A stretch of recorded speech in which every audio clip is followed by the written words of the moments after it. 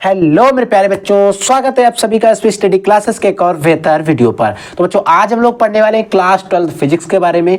अगर बच्चों आप लोग इस बार क्लास 12 में हैं और आपको बोर्ड एग्जाम 2024 देना है तो आज का लेक्चर आपको ध्यान से डिस्कस करना है। बच्चों आज के इस लेक्चर में हम लोग पढ़ने वाले हैं क्लास 12 फिजिक्स के टॉप 5 वेरी मोस्ट इंपोर्टेंट 5 सबसे ज्यादा महत्वपूर्ण न्यूमेरिकल्स या फिर जिनको आप आंकिक प्रश्न भी कहते हो। ऐसे टॉप 5 जो न्यूमेरिकल्स हैं उनको हम एक एक करके अच्छे से डिस्कस करने वाले हैं बिल्कुल आसान तरीके से। तो देखिए बच्चों हमारा पहला न्यूमेरिकल क्या है, इसको ध्यान से समझिएगा और इसको सॉल्व करने का प्रयास कीजिएगा। देखिए क्या कह रहा है। क्वेश्चन नंबर फर्स्ट में कह रहा है दो गोलों के आवेश, देखिए दो गोले हैं उनका आवेश 2 × 10⁻⁷ कूलम कामा 3 × 10⁻⁷ कूलम है, जिन्हें 30 सेंटीमीटर की दूरी पर, जिन्हें क्या किया गया है 30 सेंटीमीटर की दूरी पर वायु में रखा गया है।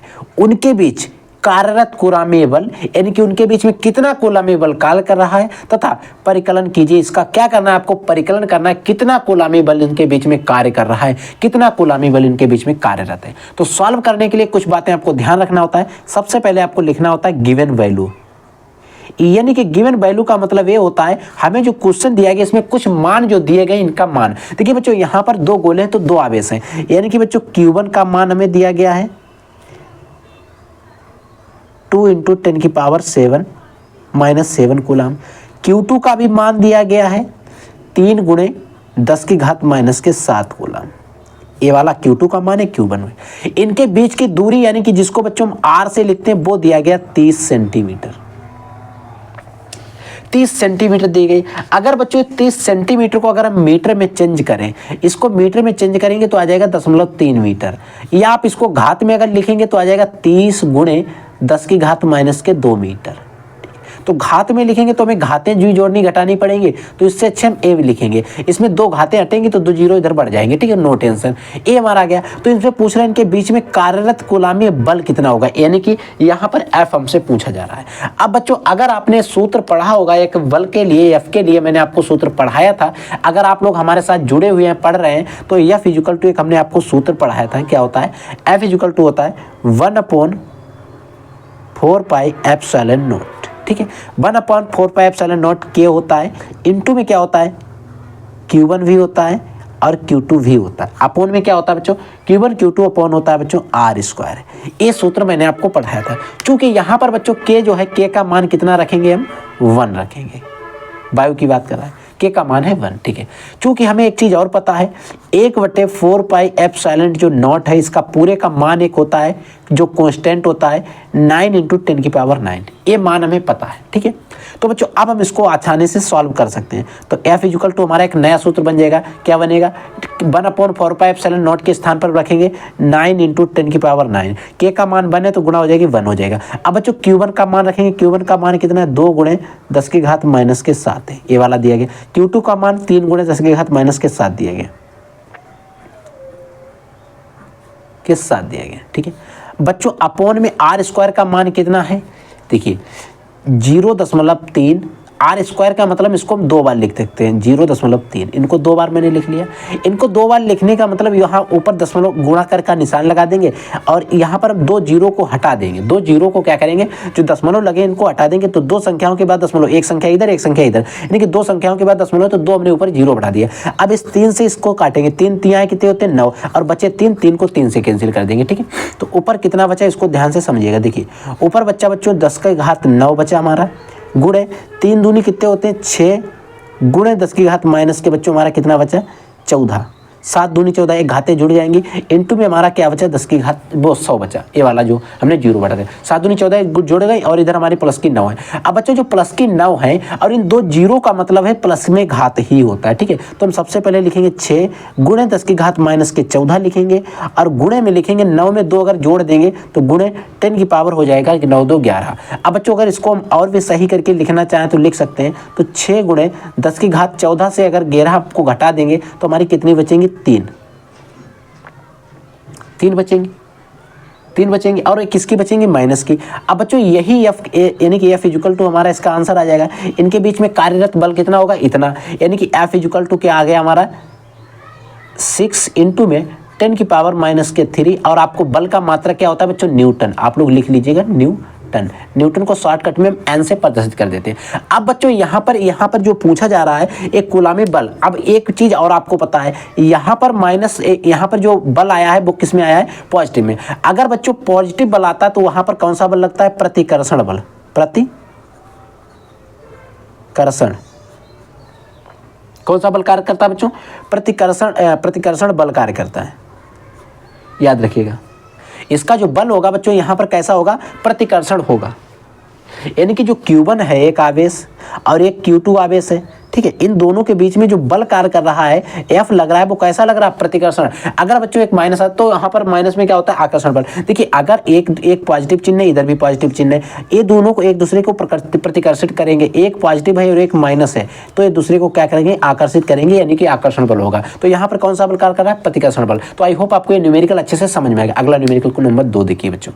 दूसरा न्यूमेरिकल क्या है, इसमें कह रहा है कि एक 10 माइक्रोफैरेड के संधारित्र का, एक कोई 10 माइक्रोफैरेड का संधारित्र, इस संधारित्र का विभवांतर 100 वोल्ट से 200 वोल्ट कर देने पर, यानी कि इसका जो विभवांतर है बच्चों 100 वोल्ट से हम 200 वोल्ट कर देने पर इसकी ऊर्जा में परिवर्तन ज्ञात कीजिए। यानी कि कोई एक हमारा 10 माइक्रोफैरेड का संधारित्र, अगर उसका विभवांतर 100 वोल्ट से अगर हम 200 वोल्ट कर देते हैं तो इसकी ऊर्जा जो होगी उसमें क्या परिवर्तन होगा, इसके बारे में आपको बताना है। तो बच्चों सबसे पहले अगर हम इसमें लिखें गिवन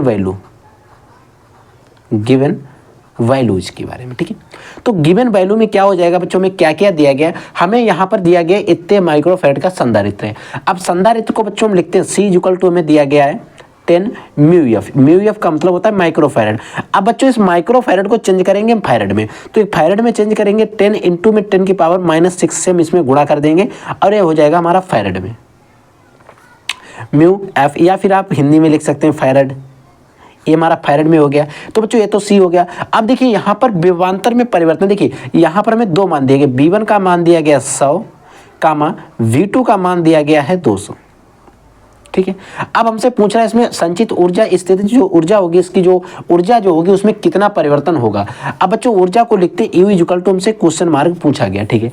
अगर बच्चों हमने डेल्टा, अगर हमें ऊर्जा में परिवर्तन की बात करें तो आपने एक सूत्र पढ़ा था, डेल्टा U इक्वल टू होता है हाफ CV स्क्वायर, लेकिन यहाँ पर B के मान 2 हैं तो हम क्या करेंगे, CV2 करेंगे, माइनस करेंगे 1/2 CV1 का स्क्वायर है, इसको हम इससे माइनस कर देंगे, ठीक है। अब बच्चों C1 V1 को इससे माइनस करेंगे तो डेल्टा U इक्वल टू हमारा क्या हो जाएगा, देखिए 1/B 1/2 और C को हम ले लेंगे कॉमन, 1/2 हमने और C को ले लिया कॉमन। अब देखिए हमारे पास क्या बचा, इधर बचा B2 square minus V1 square, इतना ही बचा ना, B2 स्क्वायर माइनस V1। देखिए 1/C तो कॉमन हो गया ना, ये वाला मान जो है ये तो बच्चों हमने कॉमन ले लिया ना। अब इसका माइनस था वो यहाँ आ गया, यानी कि जो 1/डेल्टा U इक्वल टू हमारा बचा है हाफ 1/2 बचा, ठीक है। अब बच्चों चूंकि हमें C का मान पता है 10 इंटू 10 की पावर -6 फैरेड है, जो कि हमें यहाँ पर पता है, इंटू में क्या हो जाएगा बच्चों, देखिए B2 का स्क्वायर यानी कि 200 का स्क्वायर आप करेंगे, माइनस आप करेंगे 100 का स्क्वायर, क्योंकि B2 का मान 200 है 100 और B1 का मान है 100। अब इसको इधर देखिए बच्चों थोड़ा, ठीक है, यानी कि इतना हमने हल कर लिया। अब इधर देखिए हमारा क्या हल हुआ है, डेल्टा U इक्वल टू आ गया 1/2 इंटू में 10 की पावर 10 इंटू 10 की पावर क्या है -6 है, अपोन में क्या, इंटू में क्या है हमारा 200 का वर्ग है स्क्वायर -100 का स्क्वायर, ठीक है, इतना है हमारे पास, ठीक है। यहाँ तक आपको समझ में आया। अब हम इनका स्क्वायर करेंगे और देखिए इधर इसको 200 को काट देंगे, 5 दूनी 10, ठीक है। तो डेल्टा U इक्वल टू हमारा क्या बचा है बच्चों, हमारा बचा 5 इंटू 10 की पावर 6, ठीक है। इंटू में क्या बचा बच्चों, 2 दूनी 4 होते हैं, 2 जीरो बढ़ाएंगे तो 2 की घात 4 हो जाएंगे, 2 गुणे। अब इसको अगर सॉरी बच्चों यहाँ पर माइनस का चिन्ह है, ठीक, माइनस क्या हो जाएगा 1000, 1 दूनी 2 ही होते हैं तो इसमें हो जाएगा 1000 क्या 10,000 हो जाएगा, ठीक है, इतना हो जाएगा। यानी कि 10 की पावर कितनी हो जाएगी हमारी 4, 1 की पावर 4। अब बच्चों देखिए अगर 4000 से अगर हम 1000 को घटा देंगे तो डेल्टा U इक्वल टू क्या बच जाएगा 5 इंटू में 10 की पावर -6 इंटू में बचेगा 3000 सॉरी बच्चों 30,000 बच जाएगा।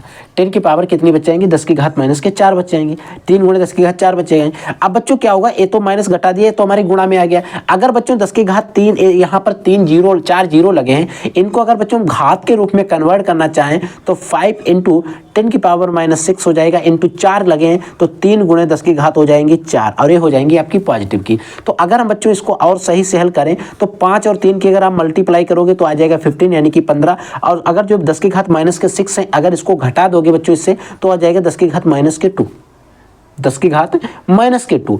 और बच्चों ये जो है यही हमारा आंसर आ जाएगा, यानी कि डेल्टा यू इक्वल टू हमारा आ गया, इसमें ऊर्जा में परिवर्तन जो आ गया वो आ गया 15 गुणे 10 की घात -2।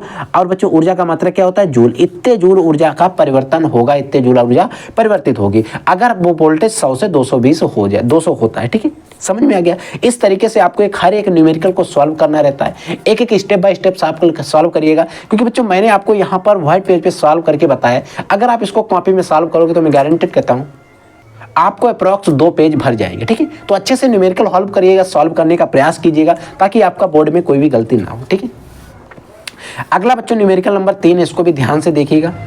देखिए बच्चों तीसरा न्यूमेरिकल क्या कहता है, इसको ध्यान से समझिएगा।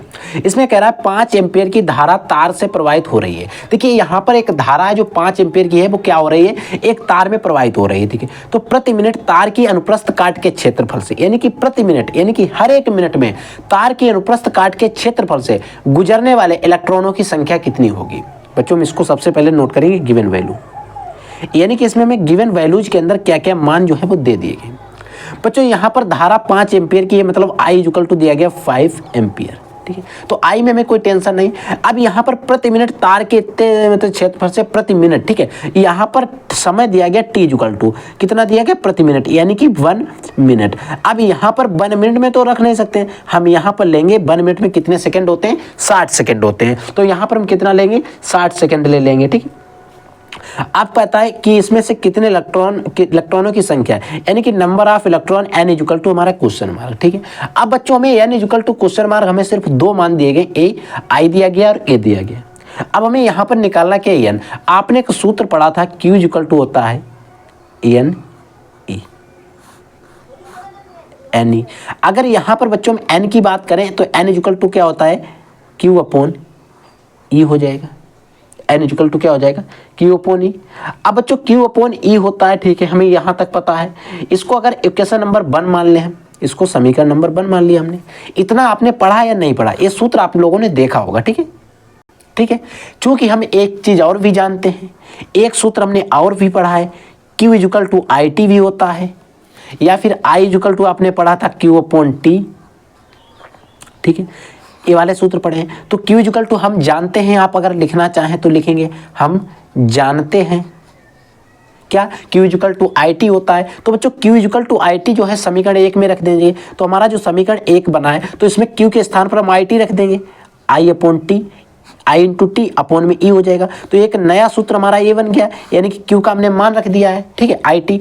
अब बच्चों अगर इसको सॉल्व कर लें तो हमारा आसान हो जाएगा। I का मान हमें दिया गया कितना दिया गया? 5 एम्पियर, इंटू टी का मान हमें दिया गया 60 अपॉन E का मान है बच्चों, ये हमें कांस्टेंट होता है। E का मान आपको याद रखना है कितना होता है? 1.6 गुणे 10 की घात -19। ये मान हमारे कांस्टेंट होते हैं, ये चीज़ हमें याद रखना है। तो बच्चों 1.6 गुणे 10 की घात -19 हो जाएगा। दशमलव को हटा दीजिए, ऊपर एक 0 और बढ़ा दीजिएगा। ठीक है, और 16 ऊपर दे बचे। देखिए इधर, देखिए इधर कितने बचे? 16। अगर इनको 2 से काटे, 2 अट्ठे 16, 8 बार जाएगा, और इधर कितना? 3 हो जाएगा। फिर अगर हम 2 से काटे, 2 चक्कू 8 होते हैं, और 15 दूनी 30 होते हैं, यानी कि 150 बचेंगे इधर, और इधर बचे 4 को अगर हम इससे और काटें तो इधर 2 बचेंगे, और इधर बचेंगे कितने? 150 के आधे कितने होते हैं? 75। ठीक है, तो बच्चा हमारा 5 इंटू 75 अपॉन में क्या बचा? 2 इंटू 10 की पावर -19 बचा।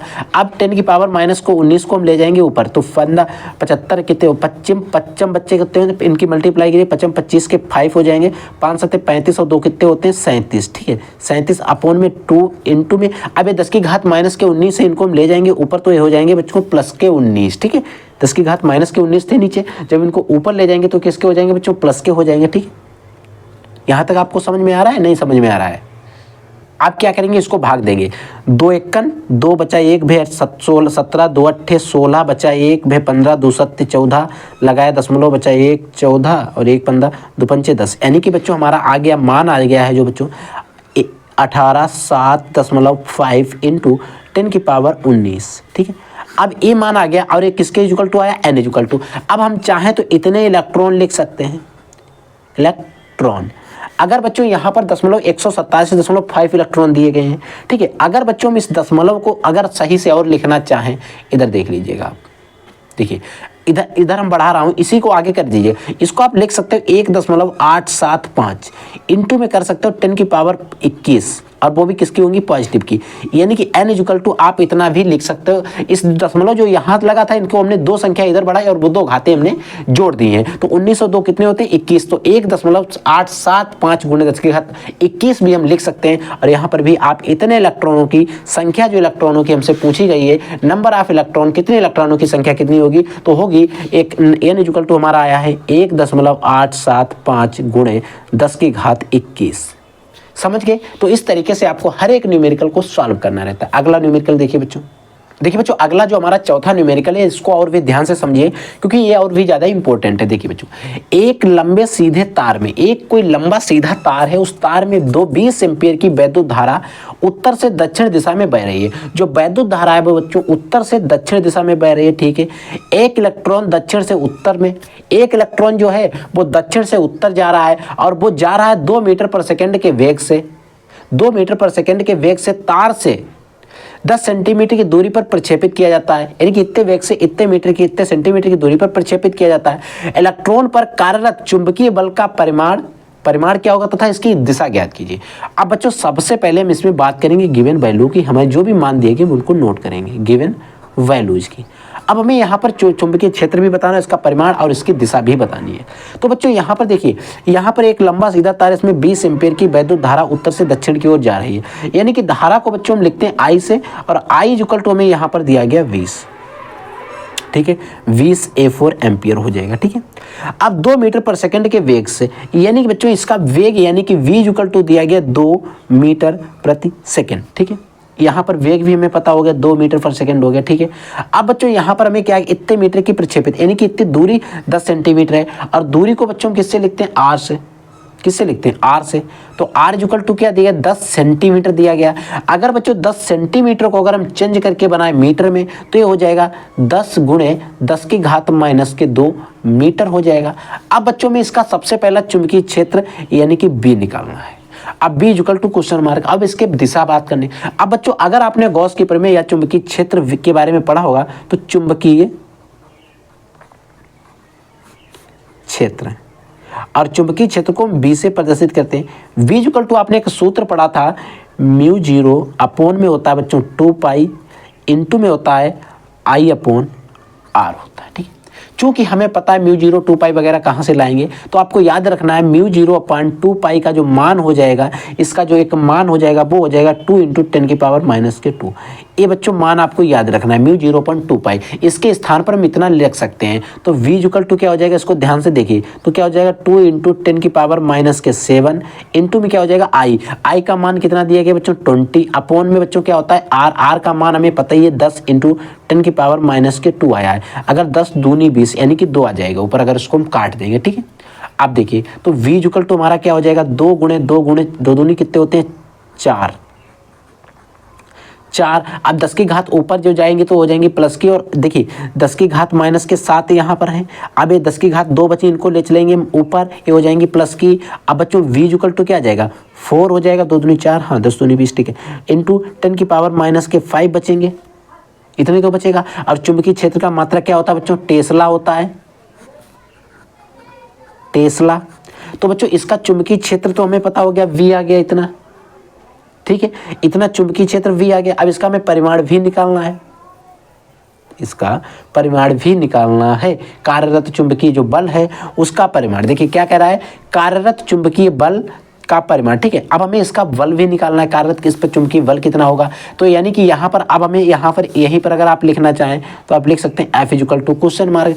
अब बच्चों F इक्वल टू आपने एक सूत्र और भी पढ़ा था, क्या पढ़ा था, F equal to QV sine theta होता है। ये सूत्र आपने पढ़ा है नहीं पढ़ा है, कमेंट करिएगा जल्दी से, पढ़ा था आप लोगों ने। तो यहाँ से बच्चों हम F निकाल लेंगे, F इक्वल टू, अब Q का मान हमें पता नहीं है, Q का मान हमें पता नहीं है, लेकिन हम Q का मान कितना रखते हैं, आवेश बच्चों 1.6 × 10⁻⁻6 19 कूलाम, ये हमारा कांस्टेंट होता है, इतना तो आपको पता है। तो Q के स्थान पर रख देंगे 1.6 गुणे 10 की घात माइनस के 19 इंटू बच्चों इस B का मान आया कितना है, देखिए B का मान दिया गया 2 मीटर पर सेकंड, यानी कि B की जगह पे हम कितना रख दें 2 इंटू V जो A वाला दिया गया इसका मान हमारा A ही आया है 4 इंटू 10 की पावर माइनस के 5।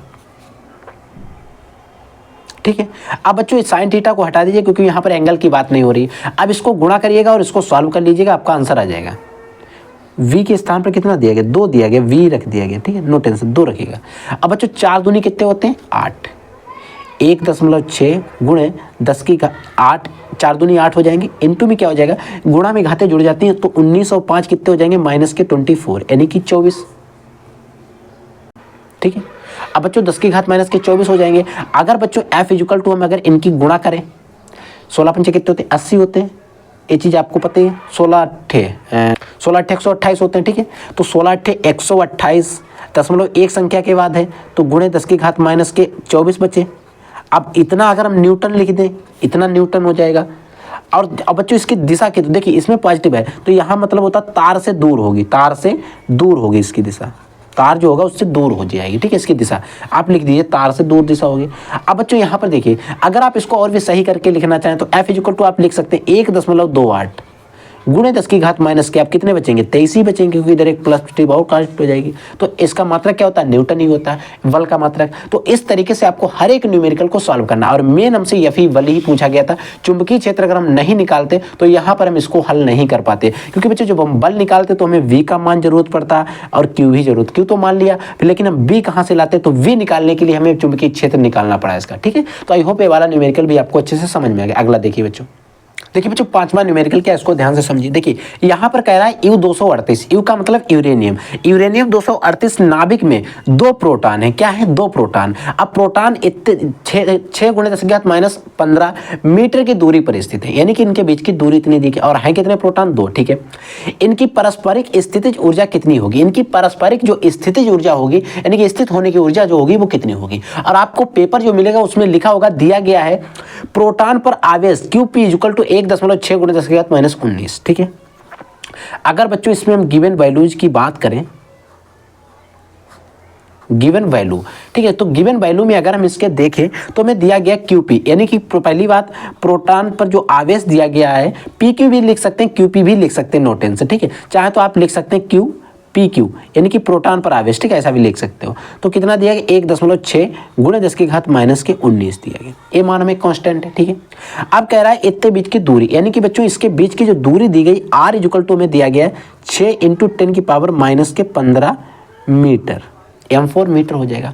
अब कह रहा है इनकी पारस्परिक स्थितिज ऊर्जा, स्थितिज ऊर्जा को बच्चों हम लिखते हैं U इक्वल टू हमसे क्वेश्चन मार्क। अब बच्चों अगर आपने एक U इक्वल टू क्वेश्चन में सूत्र पढ़ा होगा, एक सूत्र होता है हमने आप लोगों को पढ़ाया है 1/4 पाई एप्सिलॉन नॉट होता है, यहाँ पर K लगा होता है, कोई परावैद्युता है नहीं तो K का मान 1 मान लेंगे, हम उसको लिखेंगे भी नहीं। Q1 Q2 अपॉन में R होता है। ठीक है, अब बच्चों U इक्वल टू क्या हो जाएगा, अब चूंकि हमें पता ही है 1/4 पाई एप्सिलॉन नॉट का जो मान होता है वो कांस्टेंट होता है। कितनी बार मैं आप लोगों को बता चुका हूँ 9 इंटू 10 की पावर 9, तो हो जाएगा 9 इंटू में 10 की पावर 9 हो जाएगा अपॉन में। अब देखिए बच्चों आवेश तो दोनों प्रोटॉन है और प्रोटॉन पर आवेश कितना दिया गया इतना है 1.6 गुणे 10 की घात, तो हम इसमें Q1 का भी मान इतना ही रखेंगे 1.6 गुणे 10 की घात माइनस के 19 इंटू Q2 का मान भी हम इतना ही लिखेंगे 10 गुणे 10 की घात माइनस के 19 अपॉन में क्या हो जाएगा R स्क्वायर, R का मान कितना R है स्क्वायर नहीं बच्चों, तो 6 इंटू 10 की पावर माइनस के 15 हो जाएगा। ठीक है, कोई टेंशन नहीं में लेने की है। अगर इसको काटे तो 2 3 दूनी कितने होते हैं 6 और 3 तिहाई कितने होते हैं 9। ठीक है, अगर इसको काट दें तो 2 8 16 यानी कि 0.8 हो जाएगा। ठीक, इतना हो जाएगा। तो बच्चों U इक्वल टू हमारा कितना बचा 3 बचा गुणे 10 की घात 9 बचे इंटू में 0.8 बचा गुणे 10 की घात 19 और 9 दूना कितने होते हैं 38। हमने इनको दोनों को घाते जो माइनस वाली थी इनको जोड़ दिया है। इंटू में क्या बचा 1.6 बचा, अपोन में क्या बचा इधर देखिए बच्चों, इधर बचा हमारा कुछ नहीं बचा, नीचे कुछ नहीं बचा, सिर्फ 10 की घात 15 माइनस के बचे हैं। अब 10 की घात माइनस के 15 बचे, इनको ले जाएंगे ऊपर, ये हो जाएंगे पॉजिटिव की। तो अगले स्टेप में हम क्या लिखेंगे बच्चों, इसको ध्यान से देखिए। इसमें लिखेंगे 3 गुणे 10 की घात 9 गुणे में लिखेंगे 1.8 गुणे 1.6 गुणे 10 की घात माइनस के 38 गुणे 10 की घात 15। ये हो जाएंगी बच्चों हमारी पॉजिटिव, क्योंकि ऊपर जाएंगे तो हो जाएंगी प्लस की। प्लस की 15 हो गई। अब बच्चों क्या देखिएगा, इधर 15 की घातें प्लस की हैं, अगर इससे माइनस की 38 से 15 को अगर घटा देंगे तो 15 और 3 18, 18 10 38, ठीक है। और देखिए हाँ, पहले आप घटाइए मत, पहले इन दोनों को जोड़ दीजिए, ये भी इधर वाली भी पॉजिटिव की है, तो 3 गुणे 10 की घात 0.8 गुणे 1.6 गुणे 10 की घात माइनस के 38 और गुणे, अब देखिए 15 ए वाली पॉजिटिव है, ए वाली 9 पॉजिटिव है, तो 15 और 9 को आप जैसे जोड़ोगे ये हो जाएंगे प्लस की आपकी 24, 15 4 19, 15 5 20 हो 4 24, ठीक है बच्चों। अब बच्चों हमारी 24 है जो ए पॉजिटिव की है और माइनस के 38 हैं, तो अगर हम इनको इससे घटा देंगे, इनको क्या करेंगे इससे घटा देंगे 24, तो कितनी बचेंगी, U= बचेंगी हमारी 3 गुणे 0.8 गुणे 1.6 गुणे 10 की घात माइनस के बच्चों 14, यानी कि 14। अब हम क्या करेंगे, जो हमारे U= हमारा आया, इन तीनों मानों की हम कर लेंगे गुणा, क्या करेंगे, इन तीनों मानों की गुणा कर देंगे। 8 यहाँ कितने होते हैं 24.1 की बात, यानी कि 24 गुणे 1.6 गुणे 10 की घात माइनस के 24, 14, ठीक है, ये आ गया।